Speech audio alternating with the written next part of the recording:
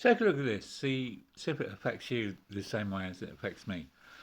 The Velveteen Rabbit. You become. It takes a long time.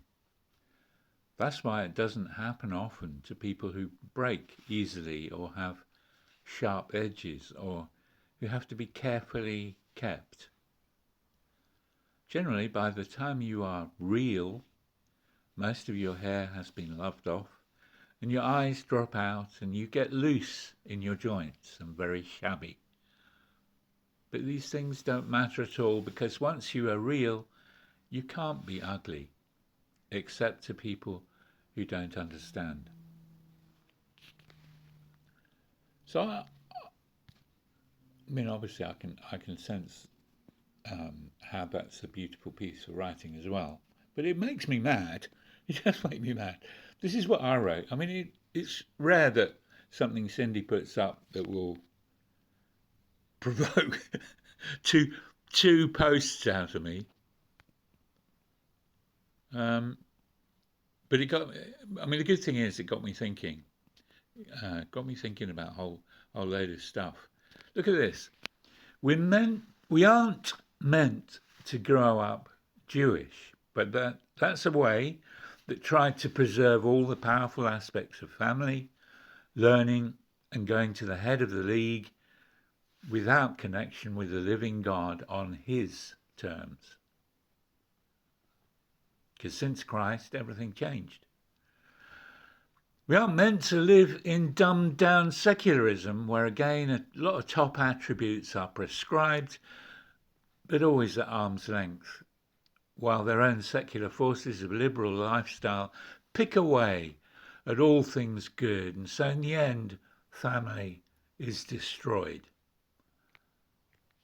In short, we are in a real war, happening so slow that like boiling frogs, we don't perceive it and jump out.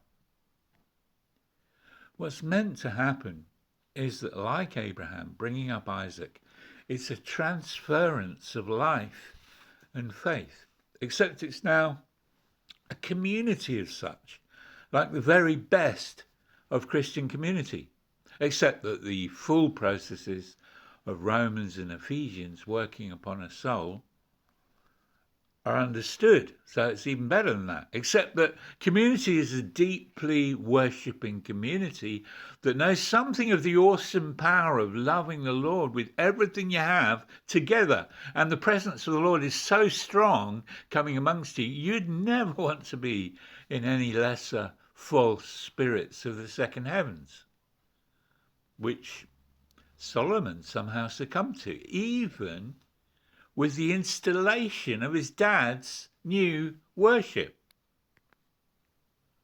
Except that, and even going further than that, except that by 30 we were meant to be more or less 1 John 2 third level, like Jesus, which in our settings looks like Galatians 2:20 and Colossians 3:3. And so now we're not just a community of Christians in the old settings, flitting still in and out of Genesis 3, as we still desire, but are rooted and grounded like Jesus in Zoe, able to raise a family naturally and not religiously, because the Trinity in John 14:21 and 17:21 have made their home in us. Ecclesia works together, but not just in the natural settings of the best of Amish and Mennonites, but in the electricity of having all 14 different ministries of Jesus in Paul's 3 lists happening around us, supernaturally, naturally. Cindi Estep just posted a thing which talks about everything coming together at the last minute when your body is falling apart. This might be true how we run things presently, but this is a total load of rubbish, even to the half-baked Christian communities that we were in, that never really grasped the 3-stage gospel of 1 John 2 and 1 John 1. It's all been out there for us, especially since the Bible was translated into our own languages. Major advances happened once the Bible was rescued from the Catholics and put into everybody's houses and everybody's language. We leapt forward in politics and science, and a whole breed leapt out of ecclesiastical Europe altogether to relearn the whole of living in America. But no, waiting a whole lifetime to become real when your eyes are dropping out. That's a whole heap of trash. And to do with a society that has no third levels at the core of each city, on a hill, at the centre of every locality. We choose our own daftness. We collectively chose this stupidity even when America was beginning so well. There is, like with Israel and Balak and Balaam, an occultic series of brotherhoods working among us in virtually every avenue of life to slowly corrupt us, but being revealed online for how they have infiltrated everything, but only because we became half-hearted too in our chase for the divine. The first commandment doesn't mess around. It's first love or nothing. Nothing, quite literally, nothing. Then I thought about that further and kind of woke up with this. I've never thought about cult of the teen as a phrase. Sometimes you hear that phrase, don't you? Teen cult, teen. That's using cult, cultus, in its Latin meaning as worship or elevation, emblem or prominence. Lively, full of hormones, isn't it? Jesus was elevated or brought to prominence at 30. That's interesting in the light of what I was writing about third level. In the Jesus move, we were in our teens. Some were older teens and 20s, fresh out of 60s hippiedom, and already disillusioned by what free love really entailed, taking from each other what wasn't theirs to take. In our case, we were lower teens. Charismatic outpouring isn't the same as Acts. Our move in the UK leaned heavily on people already trained in Bible-believing churches, but then baptized in the Spirit. The people available to hold this burgeoning move in terms of infrastructure came out of Baptists, Brethren, and evangelical Anglican churches in the main. I guess Pentecostals were in the mix, and Canon Andrew White would be more aware of those, having direct influence from people like Smith Wigglesworth. Lauren Cunningham was in the mix, coming from his apostolic background, with YWAM. Americans like the Dunalls, with their London Bible College, were no small feature, especially like Jean Dunall had that prophecy, which got the Festival of Light going. I'm trying to describe what gate of Mifkad is in the Spirit. Nehemiah gate 9 is the main influx gate, which one meaning speaks of revival, all pouring in the eastern door. Jesus hung back with the 12, didn't he? He hung back with the 12. He sent them out in the Gospels, but then he hung back. He kept them back until the second miracle fishing trip, where he observed that the disciples were not just after number one.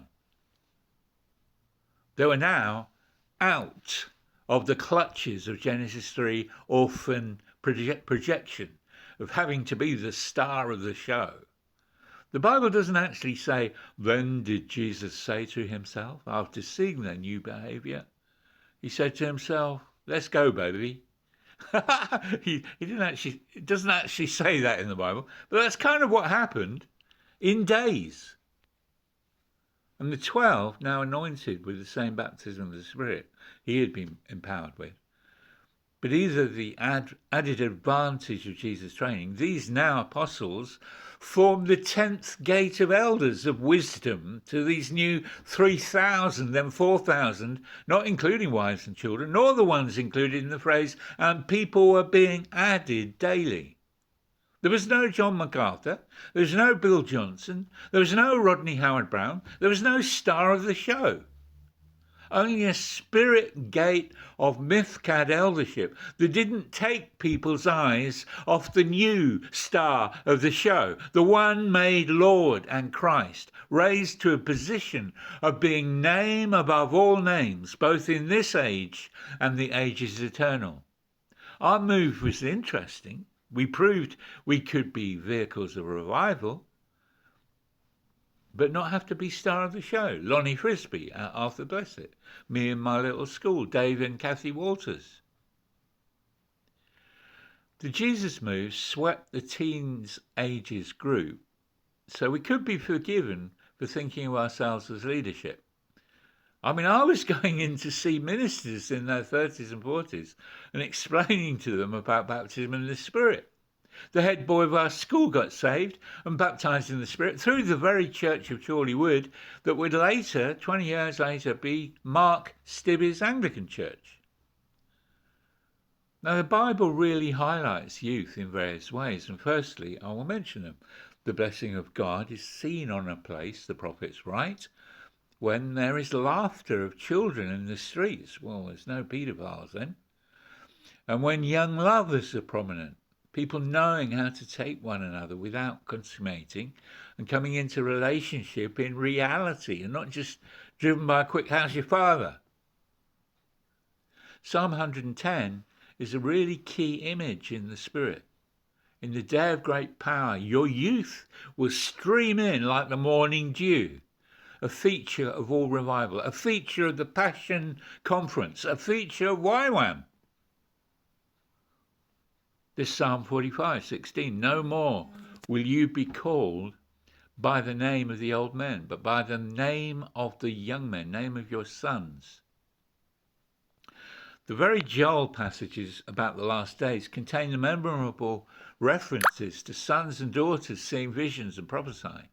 Different claims are made for the ages of the disciples, but we know Jesus had modelled life outside of sin, but more specifically outside the Genesis 3 lie of the middleman position of the tree of the knowledge of good and evil. And we know he's 30. Youth are in the mix, but so is third level. So is being outside the clutches of the Genesis 3 orphan projection, a solo superstar. If you recall, what the second person of the Trinity modelled was Trinity on earth. Jesus looking to the Father to see what he was doing and then performing that by the Holy Spirit. But in every way, Jesus was having a human experience just like us and was heard for his loud cries and tears. Can you hold all of this in your spirit? The move of God is about youth, firmly in the mix. How precious is it to God to have those full of love and enthusiasm hormones lavishing it on him. That's one of the most precious arrays of true jewels on earth. There's a gate number 9, the gate of huge influx. In the Jewish feast, it's in the Tabernacles week itself. It's called the Feast of Ingathering. It's the day after the pouring out of water. In Acts 2, it kind of got collapsed all into the same day, didn't it? However, there's the gate 10, and the disciples had been bounded already in their lives by a mature 30-year-old Jesus. We, as the Jesus move, were bounded by any half-decent elders we could lay our hands on. In Amersham, this was 2 older men in 2 places who took it upon themselves to teach us Romans. There were meetups in houses. Of course, as well as the evangelical but Holy Spirit-friendly Chesham Boys St. Owen's Church and the Old Town Baptist Church next to one of the pubs in the 4 Weddings and a Funeral film, which I tuned for. The thing I woke up with, again resisting the piece that Cindi Estep was quoting from, was that while a teenage cult or false elevation of youth almost as a finished product is not wise, Jesus made the passage she shared irrelevant. Because everybody can be third level by around 30. We don't need to be hiding behind masks. If we start tucking the antidote to Genesis 3, Galatians 2:20 living, under our belt. And it really helps having 30-year-old elders in every place, still filled with youthfulness themselves, but not just second-level teens, still as liable to prophesy as going off sinning. Is third level perfect? As John said in 1 John 1, even the act of painting a position called arrival is deception.